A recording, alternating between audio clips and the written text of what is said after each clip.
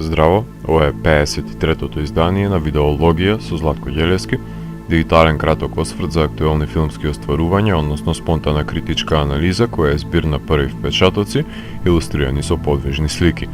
На денешниот репертоар е Under the Silver Lake на Дейвид Роберт Мичел, во кој станува збор за Сем, глумен од Ендрю Гарфилд, младо момче кое безделничари во својот живот во Лос Анџелес и една ноќ, додека ги шпионира соседите со двоглед, ќе забележи мистериозната млада девојка, глумена од Рейл Кио, која ќе го привлече неговото внимание покрај базенот на зградата. Наредното утро таа се одселува и исчезнува, а Сем оди низ чудни предели на Лос Анџелес за да ја пронајде, а наместо тоа ќе открие една бизарна тајна за самиот град која е вешто премолчена. Ова е еден од тие филмови кај што централниот лик оди во земјата на чудата и преку заговори открива постоење на сосема непознат свет под фасадата на реалноста. Сем води немотивиран и безволен живот, неодговорен, без амбиција и предизвици, па затоа има потреба од ескапизам од реалноста и потрага по мистерија, бидејќи денес све е откриено и нема неосвоени предели. Маргините помеѓу световите се тенчат преку графитот кој предупредува од убиецот на кучиња. Наративно градиво за овој филм се урбаните митови, скриени сублиминални пораки во плоча на бендот Исус и невестите на Дракула, а заговорите за умирањето на славните ја подхрануваат мистеријата, кои му дозволуваат на Сем да погледне во свет зад светот, другата страна на маркетингот и медиумите кои користат елитните кружоци за пренесување на тајни пораки во идеологии, мапи, со кодиран јазик, шифри и преку бајковидни бездомници кои се водачи во непознатиот свет.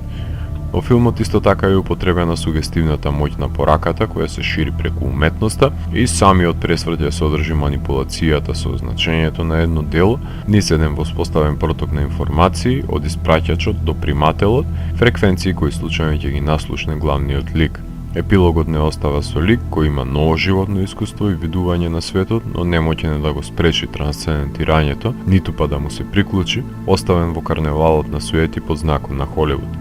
Мичел не ја пропушта можноста да биде социокритичен и да потенцира дека секој во Лос Анџелес е доволно голем егоцентрик, што смета дека суден му е успехот кој му следува, додека пак параноичноста, наблюдувањето и прогонот ги вбројува како логични нуспродукти на живеењето низ компјутерите. Ендрю Гарфилд одлично го носи филмот на негов грб, глумејќи го збунетиот нормален човек во ненормален свет, кој ќе ја разоткрие мистеријата надвор од влезната врата. Меѓутоа, женските ликови му се од корист на гикот само кога фантазијата бара сексуална авантура. Во интериерот на привремениот дом на Сем гледаме врамени постори од хорорите Дракула, Психо, Creature from a Black Lagoon, а фетишот на режисерот за физичкиот медиум е се присутен од плочи, стрипови, видеоигри, VHS ленти.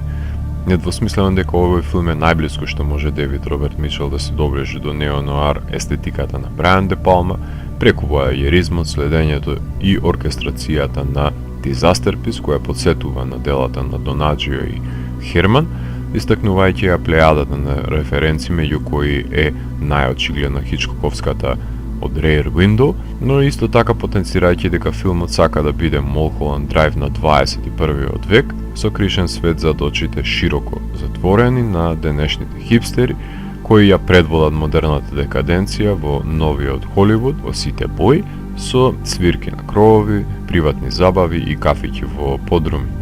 На хартија филмот е сроден со Чендлеровиот The Long Goodbye на Роберт Алтман и Пинчоновиот Inherent Vice на Пол Томас Андерсон. Интермедијалната референца за залепениот стрип на раката на Спајдермен и дополнителни пропратни механизми го одвлекуваат вниманието од големата слика и за некого може да биде дигресија арката реализирана во анимираниот филм кој се базира на стрипот од локалниот артист, кој мене ме подсети на творбите на омилениот ми Чарлс Барнс, дело на љубоморен убиец на кучиња и голата слешерка со маска од буф. Фала му на Дейвид што на ненаситното око му понуди насилство, голотија и канибалистички кошмари, тропи со кои не подсетува од кој жанр доаѓа, докажувајќи дека ова остварување е на моменти поконзистентно и попогато од претходниот It Follows и во овој случај поигрувајќи си со конвенциите во сосема поразличен контекст. Режисерот често е споредуван со Ричард Кели, но тоа не е во негова полза, затоа што каде е Ричард сега? Кинематографијата на Марк Гиоулакис е соодветна за заробување на ликовите во колоритните сетови, со спородвижечки пенови, зумови, културолошки навраќања на 30-тите, но контрапункт на кадрирањето е тековната лексика, како и употребата на дронови за подкранување на воајеризмот.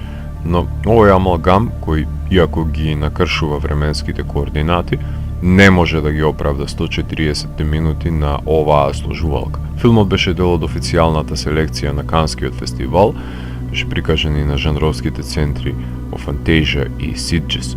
Дейвид Роберт Мичел уште еднаш ја деконструираше реалноста и ни овозможи да дзирнеме зад завесата на скриениот свет на неговите филмови, кој иако не е наменет за нас, сепак ние сме тие кои ги дешифрираат неговите парадигми.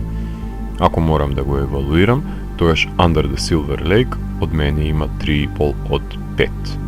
Доколку ви се допадна 53-тото издание на дигиталната архива Видеологија, лајкувајте го видеото, споделете го и следете го каналот. Посегнете и по останатите рецензии на виртуелната полица. Ви благодарам за вниманието. Поздрав!